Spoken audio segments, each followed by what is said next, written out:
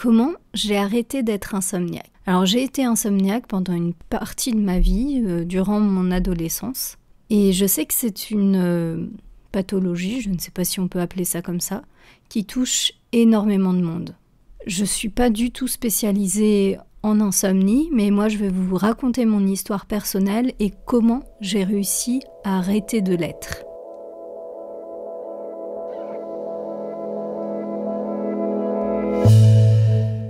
Je vous en parle ici sur ce podcast, sur le podcast de ma chaîne qui traite de graphisme, parce que je pense que ça peut vous mettre la puce à l'oreille si vous l'êtes vous aussi. Alors lorsque j'étais adolescente, je n'arrivais plus à dormir, je passais des nuits horribles. J'ai vraiment un traumatisme vis-à-vis de cette période et du fait de la fatigue de ne plus dormir, parce que c'était vraiment l'horreur. En fait, j'étais très très angoissée, j'avais tous les soirs malheureusement, je n'arrivais pas à dormir, à m'endormir. Et ça tournait dans ma tête, c'était l'horreur. Et surtout que quand on est fatigué, les émotions deviennent encore plus fortes et c'est souvent des émotions négatives qui sortent. Et plus on est fatigué, plus on est fatigué. C'est vraiment une spirale infernale et vraiment le terme va très bien avec ça parce que c'était vraiment infernal. En fait, par exemple, j'arrivais un petit peu à m'endormir juste un peu avant mon réveil. Et du coup, le réveil, c'était l'horreur en fait. Dès que je l'entendais, j'étais là, mais non, déjà, j'ai pas dormi, laissez-moi dormir. Enfin, c'était un cauchemar vivant, enfin, un cauchemar de ma vie. Alors, évidemment, il y a des choses qui se passent qui sont bien pire que l'insomnie, mais je peux vous assurer que pour avoir été insomniaque durant des années, c'est vraiment l'enfer. Certains insomniaques arrivent à s'en sortir, peut-être arrivent à ne pas dormir beaucoup et à supporter la fatigue, mais moi je fais partie de ces personnes qui ne supportent pas la fatigue. J'ai vraiment du mal à gérer mes émotions, à me gérer, à gérer mon cerveau lorsque je suis fatiguée. Tout s'embrouille, tout devient très très compliqué. Et surtout à la période de l'adolescence, je pense que c'était d'autant pire. Mais en tout cas, je n'arrivais plus à dormir et en même temps, j'arrivais plus vraiment à être réveillée la journée. J'étais toujours dans une phase un petit peu ailleurs en fait. J'étais vraiment pas présente dans le présent. J'étais tellement fatiguée qu'en cours, je somnolais en permanence et c'était ça tout le temps. En fait, les soirs, j'avais tellement des crises d'angoisse, alors je sais pas exactement à quoi c'est dû, même si j'ai des indices, mais bon, ça reste un petit peu personnel. Mais je m'endormais pas, j'arrivais vraiment pas à m'endormir. On m'obligeait, alors je sais que mes parents essayaient de faire le mieux pour moi, mais on m'obligeait à me coucher à une certaine heure. Et moi, ça m'angoissait, j'avais pas réussi à faire ce que je voulais faire. J'avais pas de moment pour moi assez important. Mais ça, je le savais sans vraiment pouvoir mettre de mots à cette époque là-dessus. Du coup, le soir, souvent, je faisais ces crises et je n'arrivais pas à dormir. Mes pensées tournaient en rond en permanence et c'était d'autant pire. Et quand c'est la nuit, quand on est fatigué, les pensées deviennent de plus en plus horribles. Et durant l'adolescence, c'est d'autant pire. Du coup, mes profs ont vu que ça n'allait pas, en fait. Une fois, je me suis fait convoquer avec mes parents par le directeur, peut-être. Je me souviens même plus qui était la personne qui nous avait convoqués, mais peu importe. Et cette personne m'a demandé si je me droguais à l'époque parce que je devais être tellement à l'ouest que il pensait que je me droguais et pas du tout en fait. C'était pas du tout ça, c'était juste que je n'arrivais pas à dormir. Et du coup, on m'a amené voir un médecin du sommeil suite à ça parce que on voyait que ça m'handicapait un petit peu quand même parce que je me souviens avoir compté, alors en fait calculer son temps de sommeil c'est toujours très compliqué parce que parfois on dort mais on ne se rend pas compte qu'on dort, mais je calculais que je dormais 3-4 heures dans une semaine entière. Bon, je pense que je dormais un peu plus parce que peut-être que je serais pas là pour vous en parler sinon, mais tout de même c'était très très peu et à certaines périodes, donc justement à cette période-là, c'était vraiment quelque chose d'extrêmement compliqué. Et du coup, on m'a amené voir ce médecin du sommeil qui m'a donné des médicaments pour dormir.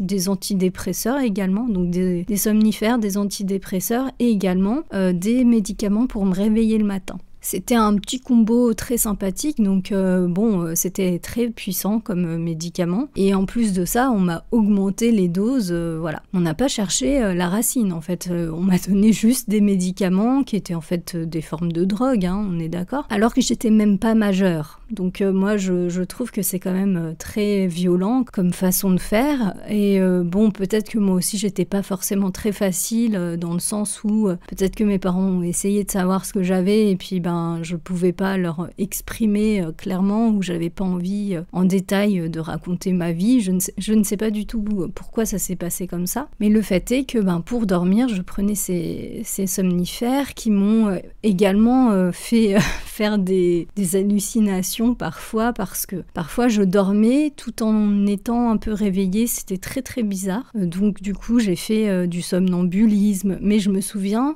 En fait, j'étais dans un rêve quand je faisais ce somnambulisme. Ça m'a fait faire des choses un peu bizarres, mais bon. Le fait est qu'au bout d'un moment, j'ai arrêté mes médicaments et donc je m'en suis sortie autrement. Mais bon, j'ai continué à être insomniaque après, beaucoup moins. C'était toujours pas quelque chose qui était très simple chez moi, le coucher.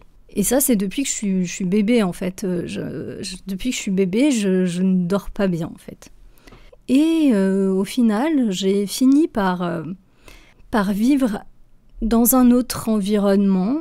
Donc je suis sortie de l'environnement familial. Alors je tiens à préciser, il ne s'est rien passé de mal dans ma famille ou quoi, parce que sinon vous allez vous faire des idées. Mais je suis allée vivre lorsque j'avais 18 ans, je crois, ailleurs que chez moi. Et là, personne pour me dire quand est-ce que je devais me coucher et quand est-ce que je devais me réveiller. Même si, effectivement, j'avais toujours un réveil parce que j'avais des cours le lendemain. Mais pour la première fois de ma vie, j'ai pu m'endormir quand je voulais. Et j'ai pu également faire des activités qui me plaisaient avant mon coucher. Non pas que je n'avais pas le droit d'en faire chez mes parents, je pouvais faire un peu tout ce que je voulais, mais le fait est que je vous avais déjà raconté que à partir de mes 18 ans, grossièrement, j'ai commencé à jouer à des jeux vidéo. Alors je dirais pas que c'est les jeux vidéo qui m'ont sauvée, attention, mais vous allez comprendre un petit peu pourquoi ça m'a aidée. En fait, j'avais besoin, et j'ai compris ça un peu plus tard, d'un moment assez intense qui me permettait de couper avec mon quotidien. Et ça, avant le coucher. Moi, je suis quelqu'un qui a besoin d'un sas, en fait, entre ma vie et le coucher. Si j'ai pas ce sas, je sais que je ne dormirai pas. Et donc, le jeu vidéo m'a permis d'avoir ce sas et de m'évader ailleurs, de ne plus être stressée, en fait, de m'apaiser. Bien sûr, j'imagine qu'il y a des moyens un petit peu meilleurs, plus sains peut-être, comme la méditation, etc. Mais moi, je suis pas fan de méditation et du coup, ça me convient pas. Mais je pense que pour vous donner un conseil un peu plus simple, peut-être faites de la méditation plutôt que les jeux vidéo avant votre coucher. Mais toujours est-il que moi, ça m'a permis vraiment de me coucher un peu plus tard, à des horaires qui me convenaient mieux, et j'ai pu me détendre avec ce moment-là. Et à partir de là, j'ai correctement dormi. Alors, il y a peut-être probablement énormément de choses qui ont fait que je dormais mieux, peut-être parce que je devenais adulte, peut-être parce que j'étais dans un autre environnement que celui dans lequel j'avais grandi. Au final, je ne sais pas pourquoi, peut-être que ça me stressait, il y a peut-être plein de raisons, peut-être que aussi le fait d'être dans une étape de ma vie qui me correspondait mieux, ça m'allait mieux, je ne sais pas du tout. Mais toujours est-il que j'ai compris que j'avais besoin de dormir plus tard que ce qu'on dort normalement, et d'avoir ce sas. Alors bien sûr, lorsque je mets un réveil aujourd'hui, j'ai quand même cette petite insomnie. J'ai du mal à m'endormir parce que justement, quand j'ai un réveil, je sais qu'il faut que je dorme tôt. Et donc en général, quand on met un réveil, ça veut dire qu'il faut se coucher plus tôt. Et donc, si je me couche plus tôt, eh bien, je ne dors pas bien.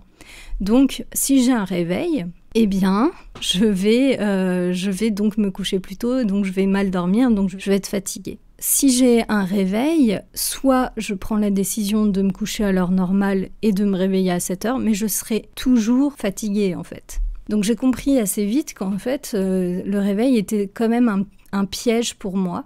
Ça peut paraître étrange, mais je pense sincèrement, au fond de moi, qu'on a tous un rythme différent, parce qu'on est tous différents, même si on a le soleil, etc., qui nous aide à normalement avoir un rythme de vie assez global. Mais je pense malgré tout qu'on a quand même certaines personnes qui malheureusement ne sont pas adaptées à ces horaires du monde en fait. Et moi c'est mon cas. J'ai pas trouvé d'autre solution en fait. Depuis que je suis adulte, je sais très bien que je dormirai mal lorsque j'aurai un réveil. Pour toutes les fois où j'ai eu un travail, effectivement je m'étais trouvée à des moments en fait où je pouvais avoir ce rythme malgré tout.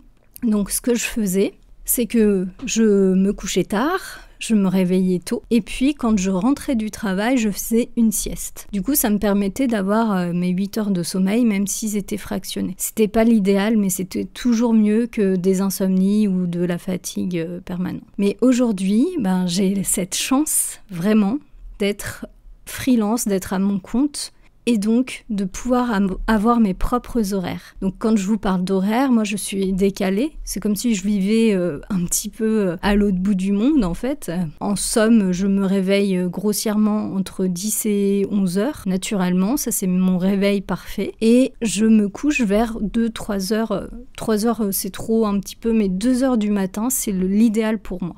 Et donc, si j'ai ces heures de sommeil, en fait, vous pouvez calculer, j'ai à peu près 8-9 heures de sommeil, qui est tout à fait normal. Mais si je suis décalée, je vais faire une insomnie ou je vais être fatiguée. Et ça, je pense qu'il y a plein d'insomniaques, peut-être. Alors, je me trompe peut-être, je ne suis pas une spécialiste, encore une fois, mais mon expérience m'a fait comprendre ça. Je pense qu'il y a beaucoup d'insomniaques qui devraient essayer d'avoir des horaires différents, qui devraient essayer de tenter d'avoir leurs propres horaires et surtout d'avoir un sas entre leur vie et leur sommeil.